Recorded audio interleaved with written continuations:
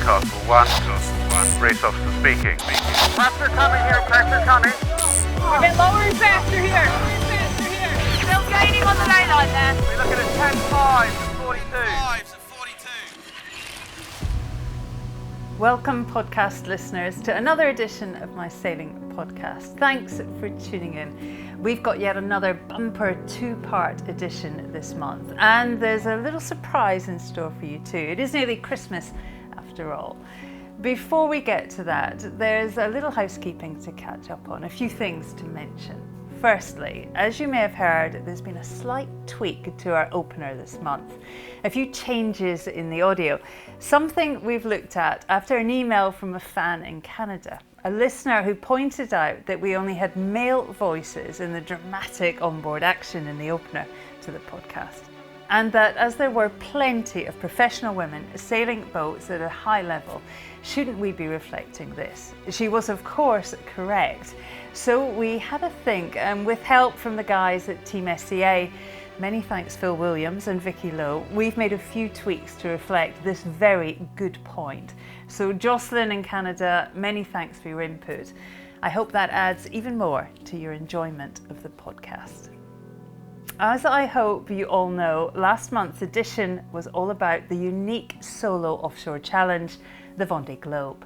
If you've not listened to it, maybe make some time to check it out. We're about a month into the race as I sit recording, and what an edition it's been. If you're not following the drama, maybe take a look at the official website. It's exhausting. We talked in the podcast about the brutal attrition rate of the race, which historically sits around the 50% mark. And this edition, well, it's shown no mercy, has it? It was a massive shame to hear of Alex Thompson's retirement 19 days into the race. Alex featured on last month's edition, and with a new boat, he was full of expectation and determination, heading into his 5th edition of the race. This time though, it wasn't to be. Irreparable rudder damage has put a stop to his campaign. All the very best to Alex as he heads towards Cape Town. And then, in the last few days, some classic Vendée drama, as Kevin Escoffier on PRB sent a scrambled plea for help. As I record this, I've literally just read his account. It sounds terrifying. His boat folded in half at the mast bulkhead while going at 27 knots. Within minutes, he was in his survival suit and abandoning a sinking yacht. If you've spent time at sea, it's a harrowing account, but testament to all the training these guys do. For sure, it saved his life. Race management immediately diverted several other competitors to the scene, amongst them, of course, the legendary Jean Le Cam, King John as he's known. In 35 knots of wind and a heaving sea, the pair managed to effect a rescue. And as I speak, Kevin is safely on board Le Cam's boat. If there was anyone in the current fleet you'd want coming to your aid in a situation like that, it's the 5-time Vendée veteran Jean Le Cam. I've just seen a video online of the French Premier talking to him about the rescue. He's an absolute legend, but it's not an unprecedented procedure. As podcast producer Tim immediately reminded me, Jean Le Cam has himself been rescued in similar circumstances. 3 editions back, plucked from the seas off Cape Horn in dramatic fashion after suffering a capsize. His rescuer in that instance, one Vincent Rieu, who was of course back then the skipper of PRB. Well, there's some real symmetry in the story then. But however you look at it, nice work, Jean Le Cam. As we record this, he's the toast of the fleet. But the drama doesn't end there. Literally, as we wrap up this edition of the podcast, Sam Davies is limping into Cape Town after a collision at speed has led to severe keel damage.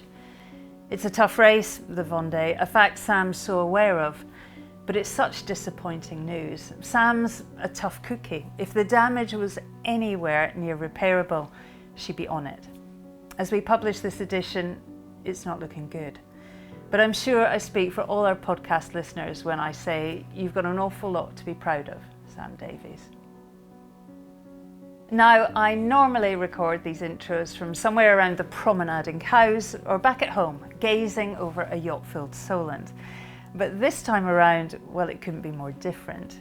You may have noticed the slightly boxy sound, but this month it's unavoidable. As we all know, times right now, for many of us, are far from normal. But thankfully, some scheduled events are still on the calendar. So right now, I find myself confined to a hotel room.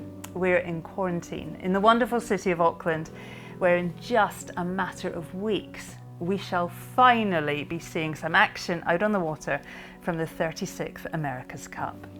Look out for it online or on TV. I'll try and post a few details of how and where you can watch the action. But it's great to be here. And once we're out of quarantine, keep an eye on my social media channels as I keep you up to date with all that's going on. So much to catch up on this month, but we're ready to go. And this month's guest is an absolute treat. I often say I've been trying to get this person or that person on the podcast for months. And of course, it's always genuine. As I always say, there are so many disciplines and so many characters in our sport that it's not hard to put together a pretty long list of potential guests. But this month, well, he was genuinely one of the first names on that long list. And here's why. He's a great storyteller. He's written several books on his exploits, but more than that, he's a genuine pioneer in the sport of sailing. He raced 4 Whitbread races in the 70s and 80s, which is an impressive feat in itself. But if you want stories from that time, he's the man. He's so much the man that we've even pulled a few strings, and we've broken new ground on this edition to do a short interview with one of his former crewmates. Not normal, but no big deal, right? Well, this crewmate from the 1989 Whitbread race was at the time one of the biggest names in what used to be called pop music.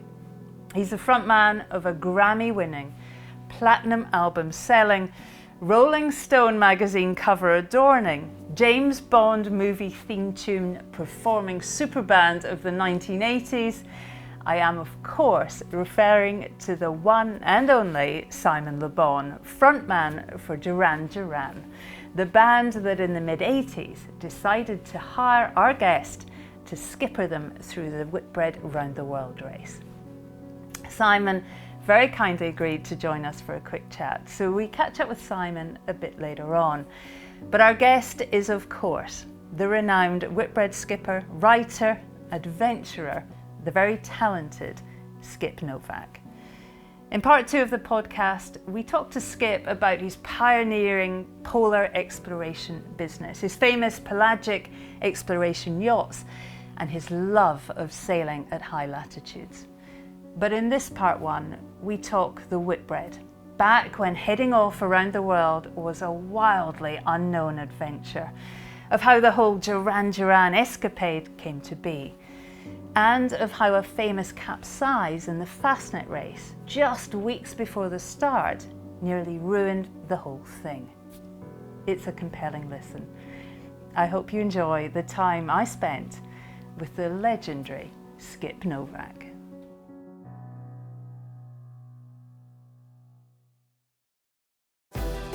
I always loved that. Voyaging was a huge adventure for a 13 and 14-year-old. It was an amazing thing to set off and know you're going to be sailing to Cape Town, then on to New Zealand, and then on to Rio, and then back to the UK. Well, thanks for joining us, Skip. It's so good to have you on the podcast and actually here in person. I wasn't sure that that was going to happen. I mean, I do feel a little bit of a fool, though, having given you directions to find the Royal Ocean Racing Club here in Cowes, where we're recording this today. I later found out that you'd been a member for over 40 years. Anyway, you found your way okay, so a huge welcome back to the Isle of Wight. Thanks very much. This is, for me, it's where it all began, 1976 as Cowes, with my relationship to the UK and European sailing, basically. So you're fond of the place? I love it. We're recording this in mid-October, a time when I assumed you'd be for sure in Antarctica with your company, Pelagic Expeditions. I can imagine, Skip, it's been a tricky time in the extreme travel world. Have you been able to make it work? Well, yeah, we have been able to make it work, and simply because I've been at the right place in the right time and had the right connections, i.e. being in Cape Town, because the boat normally goes back to Cape Town for its annual refit in the southern winter, May, June, July. And a film team came up to me about 4 months ago, desperate to get to Marion Island in the South Indian Ocean, about 1,200 miles southeast of South Africa. Very remote area, and they had to get down there to film some wildlife footage, and I was the only show in town. So we managed to stitch that together during this COVID crisis in South Africa, and the boat is down there now actually on a 70-day charter ending end November with this team. And then I've got to go down in April again to myself to pick them up, the remnants of the film team who are being left behind on the island for the whole wildlife season. So I was extremely lucky to pull that off, because all of our normal business in South America is dead duck in the Chilean and the Argentine and Falkland sector. We'll talk a bit more about your 3 decades in the South a little bit later. Skip, you've been high on the podcast wish list for lots of reasons, but really because you've always been a prolific storyteller. You've wanted to share the adventure, and having just reread a couple of your books, I mean, you communicate with a real honesty. It's a great ingredient for a compelling podcast. Why have you always wanted to share your adventures? Well, I think it was, self-serving in the main. When I first came to the UK in '76, I discovered that I could be sailing for myself on meritocracy, on a meritocracy basis, as opposed to my history in the States. I sailed extensively on the Eastern Seaboard and Florida waters, Southern Ocean racing conferences, Bermuda races, Jamaica races, all over the shop. And prior to that, when I was a young lad in Lake Michigan on the Great Lakes. The American system was and still is extremely Corinthian, more Corinthian than what you'd find here at the time. And back then, you could only go so far in my position as being a boat captain for an owner.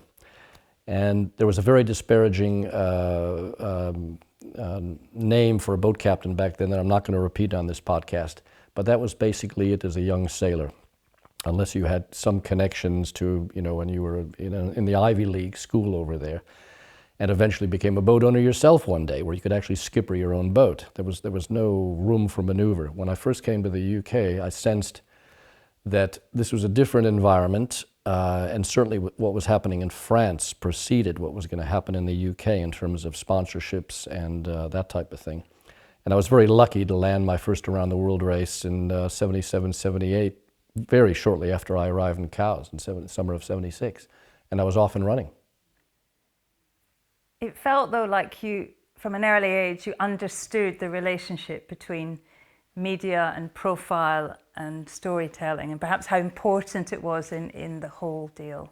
Yeah, I think from early on, I started writing articles. I remember I wrote my first articles for Seahorse magazine on that first around the world race I did in '77. Anthony Churchill was the editor way back. And I sort of saw the value of getting my name out there in print, and one thing leads to another like this. And people say, well, yeah, that guy, he's a navigator. At that time I was a navigator, and then you're invited to this regatta, that regatta, and you go up through the ranks. And very early on, I was a bowman back in the States. I mean, that was I loved that. All the gymnastics of going up to the top of the mast, jumping over the side to put a rubber band on the propeller, on the folding prop. I did all that. But I moved up very quickly to the back of the boat once I arrived in the UK in more of the the afterguard role, and started skippering boats from a very early age. Skip, I grew up in the middle of Scotland. The view from my parents' house was a massive hill, yet I spent a lifetime sailing. You grew up in Chicago, living in the suburbs, sailing on the lake, and yet you've spent a lifetime exploring the world's oceans. Describe that young boy at Chicago Yacht Club. Did he always want to explore? Was he always looking over the horizon? Yeah, I started like most people do. You start off dinghy sailing at the Chicago Yacht Club in Belmont Harbor, and we were in terrible dinghies called Lehman 10s, and then we went into Blue Jays, which is sort of a miniature Lightning. This is really before 420s made the scene. By the time 420s arrived, I was sort of out of small boats into cruiser racers. But there were two types of sailing. There was round the Cairns race on the lakefront, or going to another port on the Wisconsin or Michigan shore on a weekend race. So you'd race up there on Saturday and have a big party on Saturday night, and then you'd race back on Sunday. And I always loved that, voyaging, even 30 miles to Michigan City, Indiana, across the bottom of the lake. It was a huge adventure for a 13 and 14-year-old. And I think that set the scene for my wish to see the world and travel. And I was quite well read in my high school years. I read, I was immersed myself in Conrad, Hemingway, all these authors of writing about faraway, exotic places. And I wanted to break out of Chicago. I knew I would never stay there from very early on. It says on Wikipedia that you left college with a degree in geography, but I get the sense Skip Novak didn't really get his education in the classroom. How thirsty were you to learn the sailing trade? Yes, I got my degree in geography, but that was to please my parents at the end of the day, and I thought it must be done somehow. But when I had some false starts in Southern Illinois and Western Illinois universities, wound up in Tampa, finished in Tampa, but at the same time I was working for a boatyard there called Courtney Ross's Yacht Service, which was the yard to go to where all the Southern Ocean Racing Conference boats went to prep for that January, February 6-week racing fest, which was amazing. You'd start off in Tampa and race to Fort Lauderdale, and then 2 trips across to the Bahamas and back, and a few course races thrown in, and it was a road show of amazing casts of characters. And a lot of these boats were actually boat captains were run by Kiwis, Aussies, South Africans, and Brits. And to be exposed to all this, the repartee and the singing, and they were all clever people. They could all fix things, and everybody loved them. And so I became mates with all these guys, and I said, this is for me, And so that was my sort of ticket out eventually to get back to Europe, was to work the race boat scene, do deliveries, many races that I could, and eventually it brings you to Europe. Yeah, it's a natural course of events, yeah. You'd found your tribe. Yeah.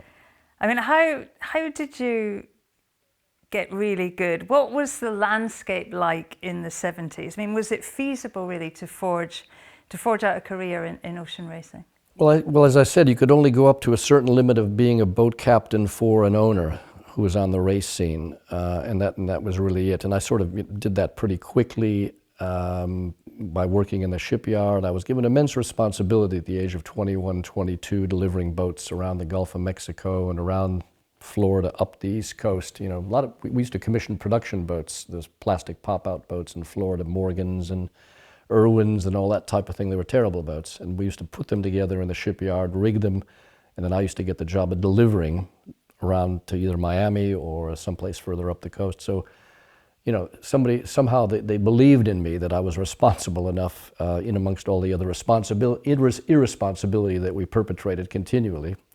To do that, and so that's how I sort of started. And I navigated with a sextant in those days when you were doing a delivery.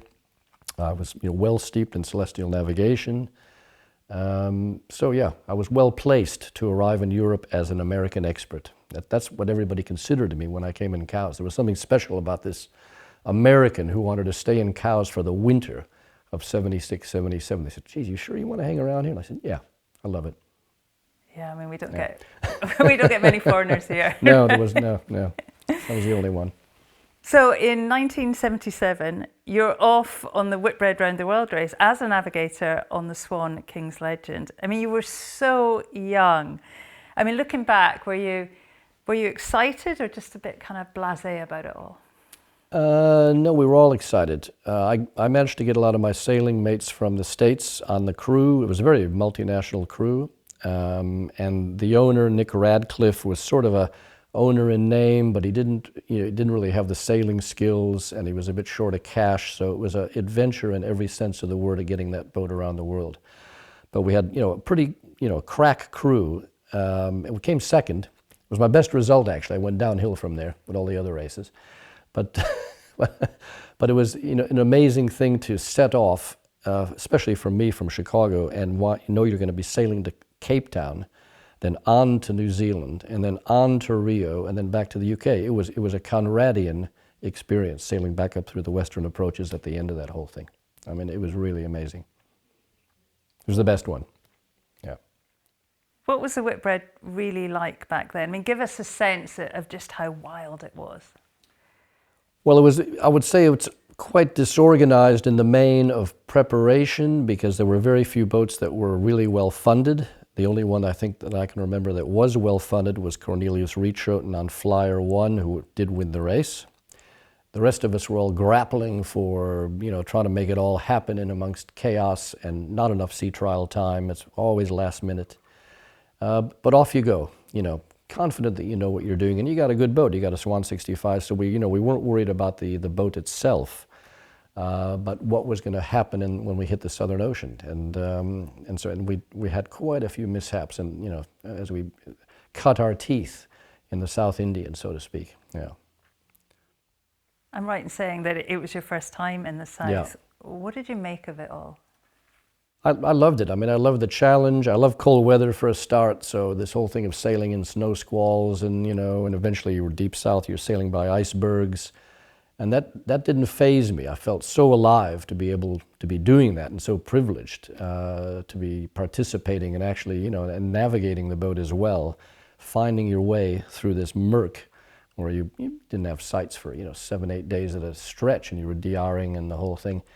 And it was quite a challenge. And getting weather was amazing, because to get a weather report back then, compared to now, where you get a grib file like that, you had to tune into a HF radio station, take a Morse code signal. So I learned Morse at Boy Scouts, but I had to relearn it. And then of course we had a tape player to slow it down so you could actually take it.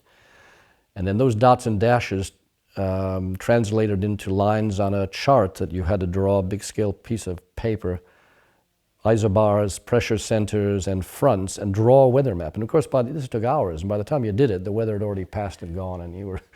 it was amazing stuff. So the weather really was passing us by. We didn't really know what was coming up next. It was totally unknown territory, what was going to hit us. We could have been sailing, well, catastrophic weather would have been coming up behind us, and we wouldn't have known it till it hit, totally in the dark. Yeah. But we loved it. That was the standard at the time. It's all anybody ever knew, and so yeah, that's it. That's how we sailed. Were you paid? Was it a professional No, gig? God no. Oh Christ, nobody was paid. In '77, nobody was paid. We became great friends with the Flyer crew, and I'm not sure if they were paid or not. Possibly a few of the guys, but they had everything. They were in hotels. We were sleeping on board. I remember things like Connie Reachoten buying bottled water in Rio because they didn't trust the water supply, so they took on tons of bottled water into the tanks. Of course, we had to use the tap water from the quay. Things like that. We were underprivileged in that respect, but we became great friends with those guys. And we sailed sort of head to head around the world with them, And if you looked at the results today, how they did a Volvo Ocean race, and now it's on points as opposed to aggregate time. The point systems, we were 50-50 at the end of the fourth leg. They beat us twice and we beat them twice. Well, as you said, you finished Yeah. second. I mean, King's Legend was Yeah. a good, solid boat. Yeah. When you look back on that lap of the planet now, what did you learn from it? What were your real takeaways? One, that I loved the Southern Ocean, and also what set the scene for my expedition life later is that we sailed by a whole bunch of these subantarctic islands, because they're right on the track. After you round the Cape of Good Hope, you're heading for Marion and the Prince Edward Islands. Crozets come up next, then Kerguelen Island, and all these amazing places. And not many people know this, but as the navigator, I sort of tweaked the course every now and again. Said, I think we need to head up 10, only to see these places and come a little bit closer to get a view. Something you wouldn't do today. But I'd love to see these mountainous places coming up out of the mist and the fog and blowing like hell, and there was wildlife, seals jumping all over the place, and penguins, and I thought, God, I got to go there one day. I got to see these places. I got to step on shore. Well, for the next edition, in 1981-82, you were promoted to skipper. You had the responsibility of leading Alaska Eagle, the first American entry into the race. By now, it was becoming more professional. Teams were better organised with bigger budgets. Tell us about your challenge. Well, that one was another, that's when I would say the second of my oddball campaigns. Alaska Eagle was actually Flyer 1 that won the race in 77, 78. It was bought by an American in California, sponsored by Alaskan Airways, that was his company, and taken back to Huisman in Holland, where the boat was built, and Sparkman and Stevens did a redesign of pretty much everything they could to try to enhance the performance of the boat. And we changed the keel, we changed the back end of the boat, changed it from a ketch to a sloop. We cut off the big doghouse in the back, a big aluminum thing. Another story in itself, that one, how we did that. And make a long story short, the boat rated 4 feet higher under the international offshore rule, and I'm convinced it wasn't any faster. Because we sailed against Zargo, which was a Swan 65 owned by South African Patakutel, and we had a hell of a struggle keeping pace with those guys. There was something fundamentally wrong with what happened with that design. And you can imagine in those days, because they were all, I think that was the biggest fleet we had. I think we had 28 or 30 boats in the 81-82 race, and it was like a kaleidoscope of different designs. They all looked different, and all sorts of characters running around, you know, all sizes, and, you know, maxi boats down to, I think, 40-footers, and you start the race never having sailed against your competition. There was no sort of trials or pre-events. You wouldn't have a clue how you were going to do until the gun went off. Off you go. By the time you get to the Canaries, you realize you're on a dog. And you've got the whole world to go around still, you know. And that's when the grit comes in. What do? Do you throw in the towel in Cape Town, get disgusted with the whole thing, or you hang in and finish the event because you started it? And that's what we did. We hung in, most of us. We lost a few people along the way, gained a few, but it was tough going. Psychologically very difficult. I mean, my hardest one for all the wrong reasons, because the modification was a disaster, and the crew weren't really the right crew either in a lot of respects. And as Americans, we got embarrassed. We got our ass kicked badly for the whole damn thing, and it was not a good experience for me. Of the 4 I've done, that was probably the least satisfying by a long way. I mean, pretty tough scenario. It's Yeah. your first go as a skipper. Yeah. You're Well, leading the whole show. Well, you know, I didn't start out as the skipper. The owner, Neil Burt, started out as the skipper on leg 1, and he's a pretty sharp guy. And as I said, when we got to the Canaries, he knew something was wrong, and the boat just didn't perform. And then we had problems in the crew itself. 2 different factions developed, my guys and this other guy's guys. When Neil got to Cape Town, he bailed on the first flight out, and he said, "You want to skipper the boat?" And I said, "Sure." You know, so you take that responsibility because it's offered to you. It's, you know, even though it's a dog, you're skippering your own boat. The first time for me. Well, I actually skippered a boat in the Parmelia race in '79, going to Western Australia before that. So I did have experience of leading a team. All of a sudden, Duran popped out, you know, out of nowhere. I'd barely heard of him, and wanted to do the round the world race. I got out as the water was sort of pouring in through the hatch, so I was like a salmon trying to, you know, swim upstream. How motivated were you after that to do it again, but, you know, to do it properly? Yeah, you know, every race you do, it gets to be, well, after you do one, it's in your blood. And you want to do another one, and you want to get it better. You want to get it right. You want to win. You want to put a team together that's really cohesive, and you want to have a good boat that's trialed, that's tested, and all the rest of it. And for that, you need money and you need a budget. So that's the first order of the game: is find a sponsor, find a backer, and, you know, and in the frame. And for me, it was very difficult to pull that off. In those days, it was still difficult for me, being an American in Europe, to go around trying to raise money. So I actually tried to find money in the States, which was totally premature. You know, we sent brochures around to the Fortune 500 companies and tried to, you know, find CEOs who were sailors, and came to nil. So I was sort of spinning my wheels at the time, and I was heavily involved with Nautor yachts in Finland with John Irving and Pat Lilly in the Hamble, and I'm delivering boats to earn a crust, you know, in amongst all this.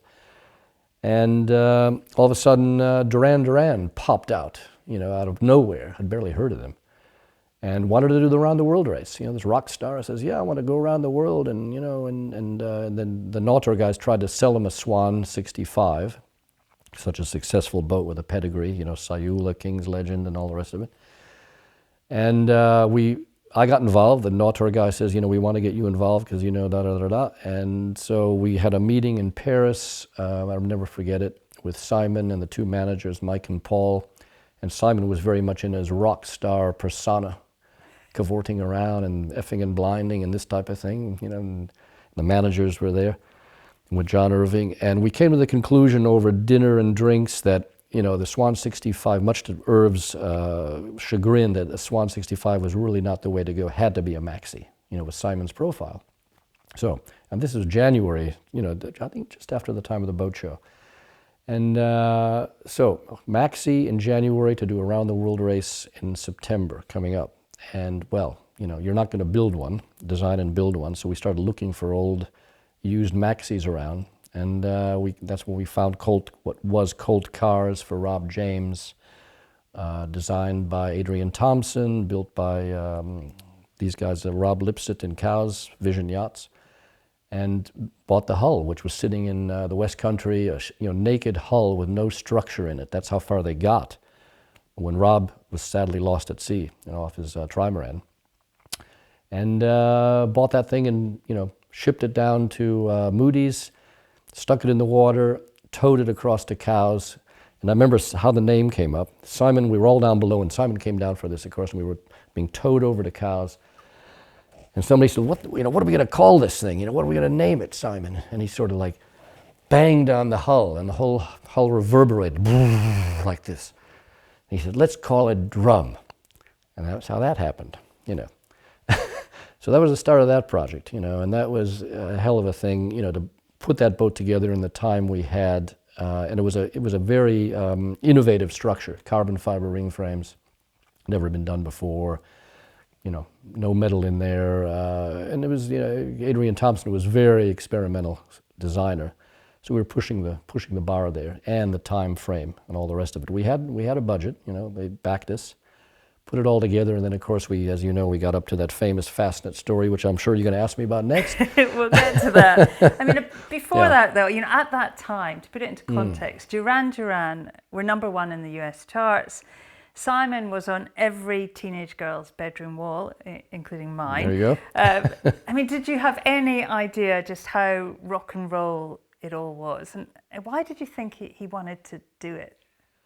Well, it didn't take long to realize, you know, sort of being around the rock star group, that he needed a break.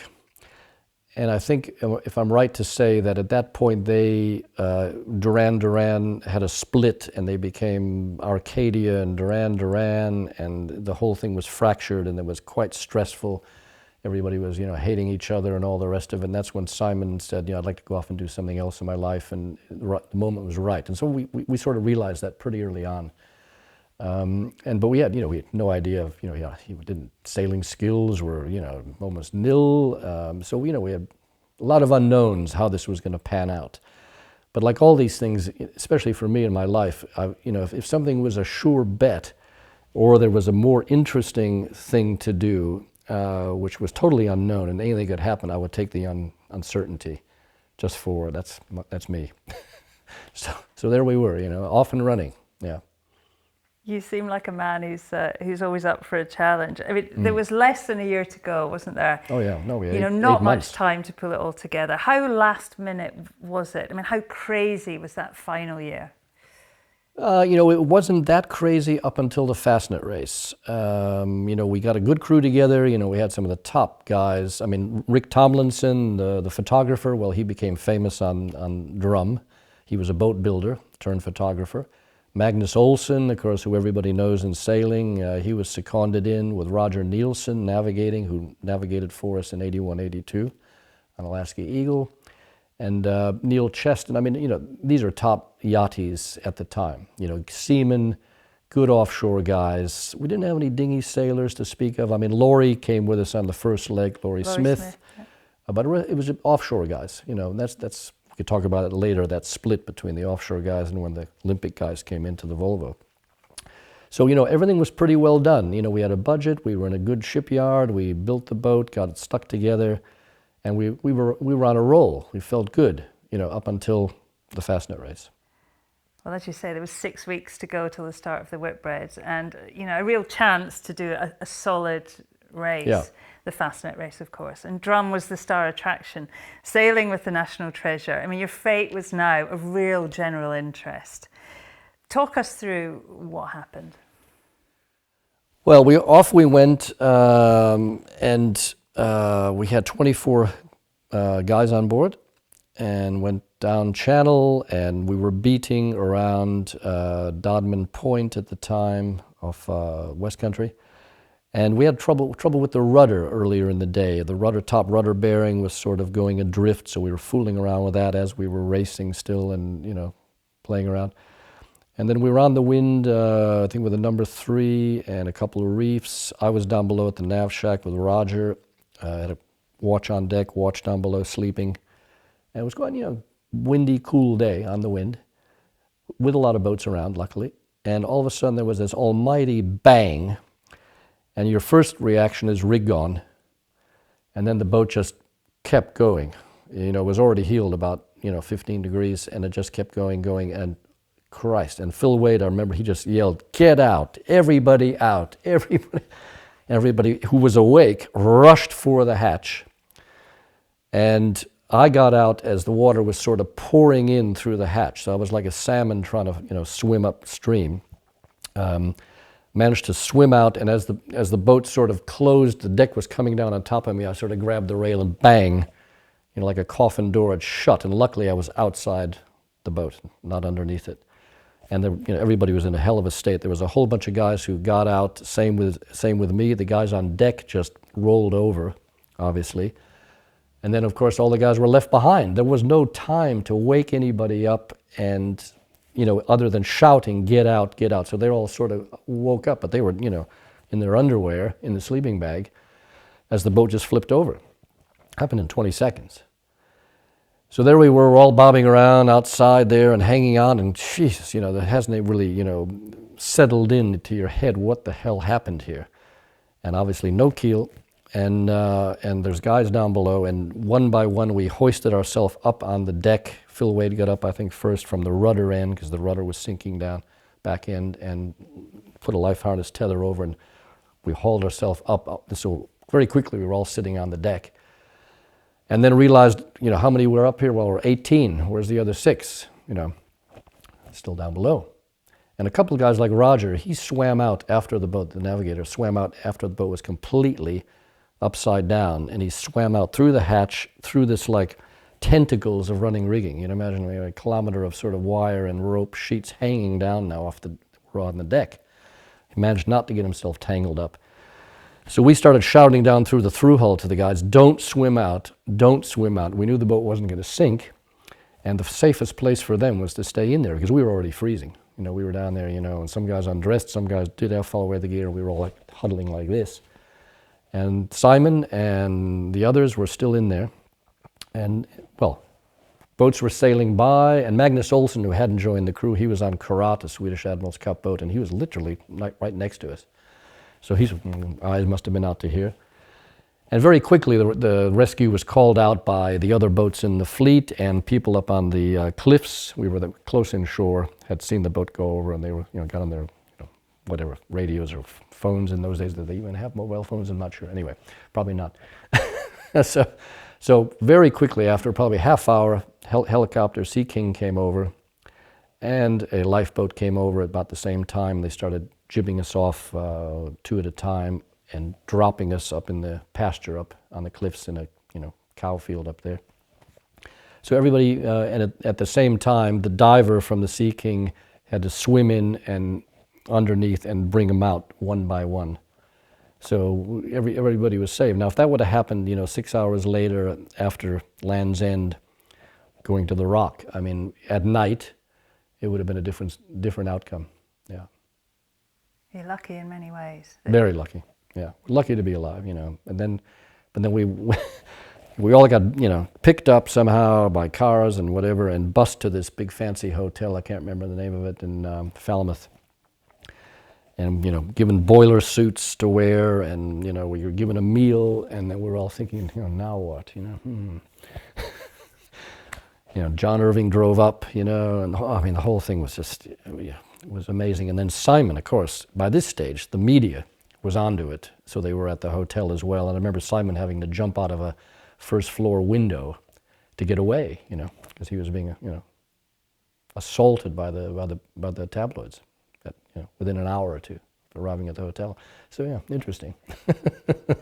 There's that iconic shot, isn't there, Skip, of the upturned keelless hull and the crew all sitting on it. You know, I wonder what you were thinking at that time. You know, everything under the water, either damaged or destroyed. Obviously, the keel lost, the rig broken. What was going through your head then? I don't, you know, I'm not sure. I can't really remember what was going through my head, but I was just so glad that everybody had made it by the time we actually knew everybody. What it was still, we did a head count and all that sort of thing, and we said, yeah, they're all alive. And it was really, you don't look to the future yet, but when we got to the hotel, that's when you first started thinking to yourself, now what are we going to do? I mean, is it still possible to fix this, to salvage the boat? It's still floating out there. Salvage the boat, bring it in, pump it out, turn it upside down, get it, you know, and you start to go through your mind the methodology of how to get to the start in 6 weeks. And of course you sit down with Mike, Paul, and Simon, who are backing this thing. And we pretty quickly came to the conclusion, because of Simon's profile and, you know, to save his reputation, and not least of all the rest of us, we've got to have a go. And so they agreed to back, you know, with more bucks, more pounds, to whatever it took to get to the start. So then we went back and started to plan. I mean, the start was only, 5 or 6 weeks ago. I mean, looking back, how compromised was she? I mean, was it the right decision to do that? I think in today's context, you probably wouldn't have done it. But back in those days, you know, there was so much at stake. We were all used to winging things in our lives and patching things up through our history of yachting. I mean, you know, when things break, you somehow fix it at the time and you keep going. This was a bit of a major one. But there was a method to the madness. You know, we had to replace most things with new keel, new rig, sails, electronics, electrics, the whole shebang. Build a boat. You know, we had the hull, and that was it. You know, and so yeah, we did manage to go to all those different sort of, you know, suppliers, and, you know, the whole thing, and managed to found an old maxi rig from Zarago 3, which is a maxi, and it all came together. You know, but down the line we had other problems with the structure. But yeah, we were pretty happy to make it. Felt pretty good about ourselves when we did start the race that day, yeah, it was a great triumph in itself, let alone what was going to happen next, just to be there at the start. You know, it would have been a shame to somehow, you know, throw your legs up in the air and say, well, we just, you know, it's just too dangerous, or it's too this, or it's too that, or whatever. But it's only due to, I would say, Simon and Mike and Paul. Without them, well, you know, somebody would have to have pretty big backbone and big pockets to chuck a lot of money into something like that. That was very suspect, I would say. Leg one to Cape Town. You're responsible for the project, the boat, and the men. I mean, the boat was still, as you say, not in great shape. How stressful was that leg for you? Well, it didn't become stressful until the South Atlantic, where we were beating into the southeast trades, as you did in those days with those sort of boats. You didn't go outside around the high at great speed. You had to take the short cut, you know, into Cape Town, which meant after you got through the doldrums, the southeasterly would fill, and it was a bash, you know, fresh breeze all the way to pretty much the Cape. It was a couple of weeks. And, you know, I think there were 7 maxis, and only 2 of them arrived in Cape Town without any structural or rig failures. You know, that was Lion New Zealand and Discador, I guess, at the time. The rest of us all had failures. You know, in our case, we had delamination up in the bow sections, but worse than that was the keel had started to flag. The keel again, you know, you imagine, Christ, and we could see movement in the carbon ring frames and the structure and the whole thing. So we backpedaled, obviously, you know, took the foot off the pedal and just went very slow, very carefully.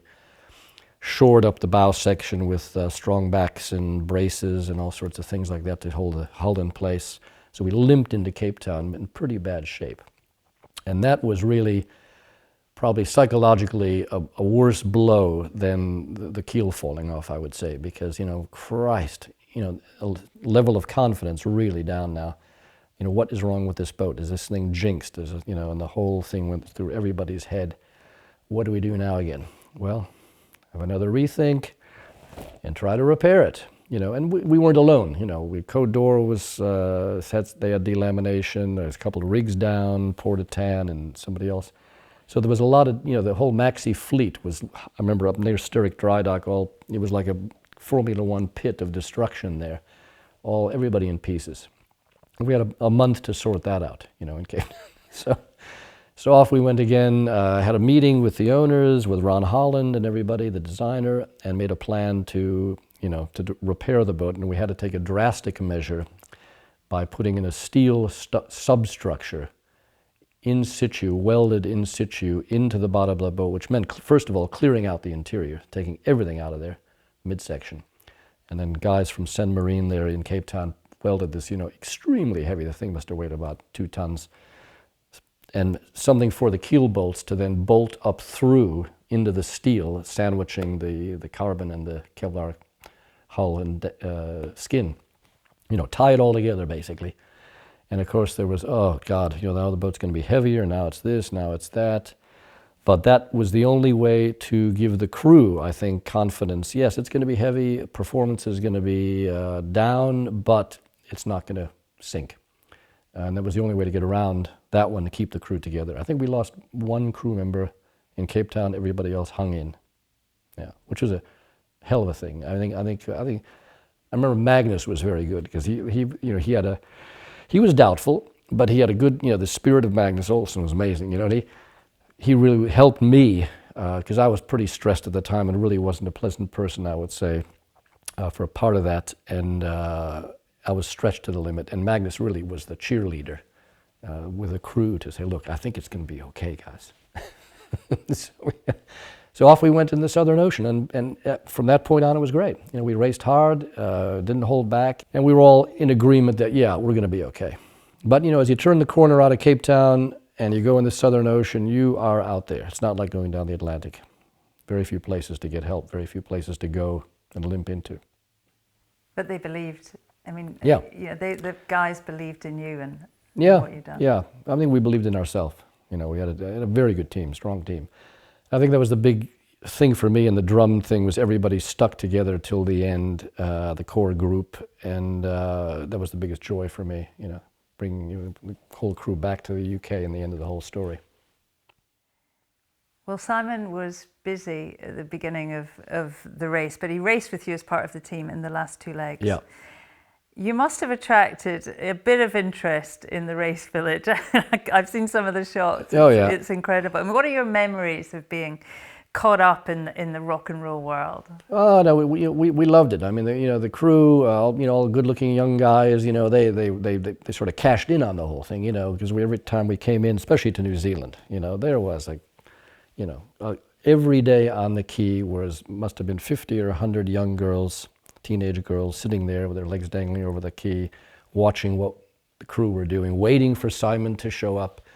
You know, and of course the crew just loved that, because they would have a lot of repartee going on with the girls and all the rest of it. And we had so much fun in New Zealand. You know, and then of course being in New Zealand, you know, it was great. And we did with Simon a TV commercial for Sassoon, some fashion label up in the Bay of Islands. So we took the boat up there, and we had helicopter shots of Simon up in the rigging. And I mean, if you look at this, you know, the clips, I mean, it was just. And we were all in fashion gear, you know, posing the crew. I mean, it was marvelous. Yeah. So we loved it. I'll never forget one time we We had to move the boat, that's right, to one quay to the other. And all the girls were saying, "Oh, can we come? Can we come?" He's, "No, no, no, no." And we were casting off, and the girls started jumping over the side of the quay onto the deck, like lemmings, over a cliff, sort of getting impaled on the stanchions, and off we went with about, 10, 12 girls on the boat, to the changing the key. And for them, that was really a big deal, So, that's amazing. Yeah. There's middle-aged women in Auckland now dining out on that story. Yes, exactly. Yeah, yeah. Great. What was he like, Simon? I mean, pop star to the brutality of ocean racing. That's quite the leap. It was quite a leap, but because when you're a rock star, you have a rock star persona, obviously, like any actor would or anybody in the public domain. And then when you're on your own, you have another one, and with your sailing mates, you have another one still. And I think he really appreciated being with his mates. He could really relax, be himself, and nobody favored him like a rock star. That was the beauty. He was, he did everything on the boat. He sailed, he steered, he was up on the foredeck, he was washing the dishes. He wasn't, considered a celebrity once he stepped on board, So, yeah. You finished third. I suspect, though, it felt like you'd won the battle. When you look back on that edition, how proud are you of your leadership and the decisions you made? I think the decisions we made, the ones I made at sea, were pretty good. Sometimes on shore, I wasn't easy to live with. Probably not as mature as I am now on leading a team, but overall I was pretty pleased that we all stuck together. And I think the proof in the pudding is that we've had 2 reunions of all the crew since then, 2005 and 2015, the last one in Monaco, and everybody showed up pretty much, and we still communicate. We're still in touch with everybody. I'm still in touch with Simon, with Mike and Paul, and all the guys, and Phil Wade and I built a boat together, and designed by Patrick Banfield, who was also on the crew, Pelagic, So the outcome of the whole drum thing, I think, was incredibly positive for everybody's life, really, Great thing to look back on. Yeah. A great thing to look back on, indeed. So much so that we're not going to stop there. One of Skip's drum crewmates, the co-owner of the campaign, of course, was at the time one of the biggest names in global music. Like thousands of teenage bedrooms around the world, his poster took pride of place on this podcaster's bedroom wall. So we thought we'd get in touch with Simon Le Bon to ask firsthand about taking on the Whitbread with Skip Novak. We recorded our session with Simon remotely, and I kicked off by asking him why. Why 5 years into the unstoppable roller coaster that was Duran Duran's assault on world music, did he decide to buy a yacht and head off around the world on the Whitbread? Oh, well, Shirley, it was me and Paul and Michael Barrow who were the managers of Duran Duran. And it was not a popular decision with the rest of the band, I've got to tell you. Why? Well, we were down at the Cannes Film Festival, staying on a little stink pot, and or a big stink pot called the Albacora of Tortola, and we were sitting there one afternoon, and they had a bookshelf, and one of the books on the shelf was the photo journal of the '79 Whitbread, with pictures of people, Uffa Fox and people like that, coming down these huge waves with ice in their beards and eyebrows. And we looked at it and we thought, wow, doesn't that look great? It's a long way from Cannes to the Southern Ocean. Yeah, I mean, we should have really looked at that picture a bit harder and thought it looks quite. It might look quite. It might look quite grand, but it also looks quite cold and uncomfortable. Simon, what was Skip like, as a skipper, and how did he deal with the situation? I mean, it was a far cry, wasn't it, from what he was used to crew-wise? Yeah. Well, he had quite a few mates on board the boat, and I think and that was a very important part of it. He had a team who he knew he could rely on. To me, he seemed completely unflappable, just calm and very. He made very quick, very sure decisions whenever he needed to. I only saw him get into a tiz once or twice, really. But How did he deal with you and the whole rock and roll element of it? he kind of said, "Look, you might be a rock and roll star, but as far as I'm concerned, you are an owner crew member, and that's it. And you're going to have to do, and if you want to be on the crew, on the boat, then you're going to have to do what every other crew member does. You're going to have to adhere to the watch system. You're going to have to do the job. You're going to have to go on the foredeck. You're going to have to make sure you don't fall off the boat. And you're going to have to do your job." And he says, "You'll enjoy it that much more for it." And he was right. Before the Whitbread, of course, Simon, there was the Fastnet incident. Am I right in thinking that you were down below when all of that kicked off? Yeah. And what are your memories of that event? Well, I think we were sailing along on the second day, and probably I went down for a little rest in the afternoon, and I remember I was on a pipe cot which was directly above the one that Rick Tomlinson was in, the photographer, and there's this massive bang, and then when there's a big bang like that, you always expect the boat to stand up because the pressure comes off, but it didn't. It kept going over and over, and then it turned upside down, and suddenly I was underneath, and Rick was falling on top of me, and he said, "Keel's gone," and he just went scurrying out underneath the sailbag to the main companionway. Bunch of guys gathered there, and some went, and I looked down into that water, and I thought, I don't know what it's like up there. I'm just going to wait for a bit. It was clear that the boat wasn't sinking because the water wasn't coming up, didn't really come past my knees.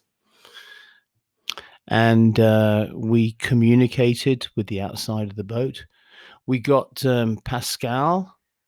I can't remember his surname. We got Pascal out from under a sailbag where he was right at the back of the boat where the storm sails were, the heavy sails, and he was screaming. He was screaming that he was screaming, "I'm drowning," and then he stopped, and then he started screaming again, and we realized it's because the water was he was getting submerged. So we ran to the back, the five of us that were left in there, and we pulled the sails off. Just the five of us just hefted these big heavy sails off him, and we tore through we tore the ringlets out of the canvas to get it open. I think Mickey Olsen went running towards the front of the boat to get a knife, but by the time he got back, we just pulled this thing apart and got Pascal out. And then we started talking to them on the outside of the boat.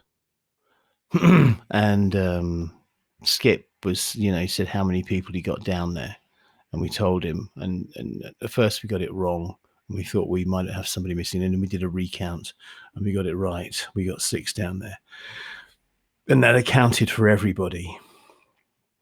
And then the diver came. Really, it happened like that. And then there's one bloke on the back of the boat on drum without any trousers on. That's me, because my long johns came off as I was coming past the stanchion post of the lifeline. And that's all I'm prepared to tell you right now on that one. It, of course, was not only terrifying, it also wasn't great publicity, was it? I mean, it was a real baptism of fire, I guess. And I mean, you were in sight of land. How close to cancelling the whole thing were you after that capsize? Well, I was very ready to. I really actually I was quite terrified, but in a way that I didn't realise until later on. And I think about a week after the boat went over, I got a call from Skip, and I said, "Oh, Skip, I really don't know if I'm up for it." And he said, "Simon, England expects." I thought, yeah, there's no way I'm going to be able to get out of this. And we did it. We put it all back together, and we did it, and I'm bloody glad we did. How much of the Whitbread did you do then? I did half of it. I joined in Auckland, which was the beginning of the third leg. I sailed across the Pacific and went down into icebergs and came up, went around Cape Horn and finished that leg in Punta del Este. And I did the last leg coming back from Punta del Este to Portsmouth. Southampton, Portsmouth, can't remember. Where did we finish? Portsmouth. I should know, but I think I'm pretty. You should know. You were there. I was there. No, I think we finished in Portsmouth. I mean, what an adventure. Simon, we've had some big names on this podcast. Legends from the offshore world, Vendée Globe winners, Volvo Ocean Race winners, record holders. And they can all be a bit blasé about big offshore conditions. For you, Simon, on stage in front of thousands and thousands of fans, that was your comfort zone. Yeah. How did you take to offshore sailing? I took to it quite well, actually. I like the sea. I was on. I was very excited about the whole project. It was a very exciting thing to be doing, and I was surrounded by the best sailors in the world, or some of the best sailors in the world. There was one day when we'd been surfing for about 24 hours, 36 hours down these huge waves in the Pacific. Quarter of a mile between peaks, and I don't know what distance between peak and trough. But the boat would pick up, and kind of the wave would come and pick the boat up, and then you'd go rushing down the wave, and the boat would stand straight up, and the bow wave the spray would come up right up to the level of the first spreaders, and you'd watch the guys on the grinders would be grinding the spinnaker in as hard as they could, and you'd watch the speedo on the mast go up, go 25, 26, 27, 28, 29, 30. And one, we actually saw 32 on that. That was our record, 32 knots. And then suddenly the boat would slow down and the pressure would come on, and then you just hear ease, and there'd be that kind of horrible moment of you're not sure what's going to happen, and then the next wave would pick you up and you go through the whole thing again. I went down below decks, and when I came off watch, and you could feel the boat was getting more and more unstable, and eventually something happened, and the boat ended up doing, we called it a Chinese jibe, and because of the way that the boom had been held out with preventers and things, the boat was on its side, stuck on its side in the water for, I think we were on our side for at least 30 minutes, and tons and tons of water came into the boat. It was just pouring through the main companionway, and we were walking around in waist deep water while the boat was on its side, with a spinnaker wrapped around the prop and trying to get the boat upright. And it was kind of frightening because we were 1,500, 2,000 miles from any landmass. But at the same time, I just thought I had faith in the guys who I was working with, and everybody did their job. Everybody did what was needed of them. We all kept calm and kept our heads, and we got through it. And that was a big lesson to me.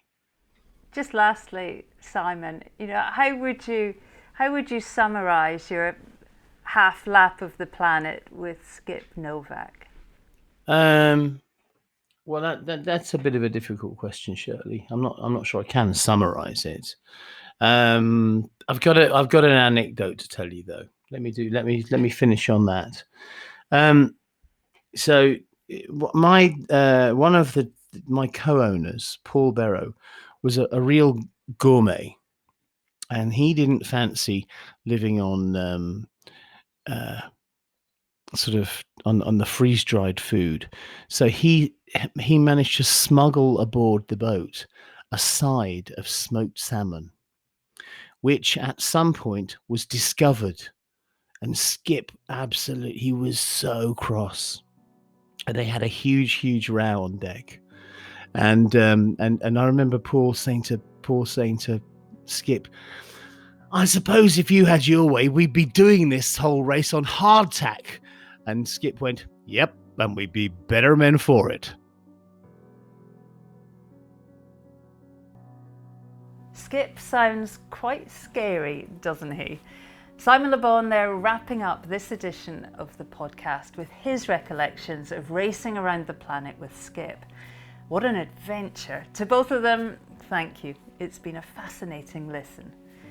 In part 2, Skip talks about how his next Whitbread adventure could not have been more different. Skippering the first ever Soviet entry into the race at a time while back at the crew's home, the nation was unravelling. At times tragic, it's a fascinating account of a very strange campaign. And we of course discuss Skip's love of the poles, of adventures in high latitudes, sailing his exploration yachts Pelagic around the Arctic and Antarctic in search of adventure. I promise it'll make you want to go with him. As ever, please do let me know what you think about our podcast. As you all know, you can find me at Shirley Sale on Instagram and Twitter, just me on Facebook, and please do like, review and subscribe on whatever platform you're joining us on. And if you haven't done already, why not tell your friends about us too? You have been listening to the production work of Tim at Vertigo Films. A big thank you to Tim. As discussed in the next edition, Tim's filmed with Skip. He's a big fan. To our friends at Rourke and Cowes, where we recorded this edition, many thanks for letting us take over at the drawing room for the morning. Until next time, thank you so much for listening, and sail safe, everyone. This is Castle One. Race officer speaking. Pressure coming here, pressure coming. We're getting lower and faster here. Still gaining on the ley line there. We're looking at 10-5, 42. This is Castle One standing by. Out.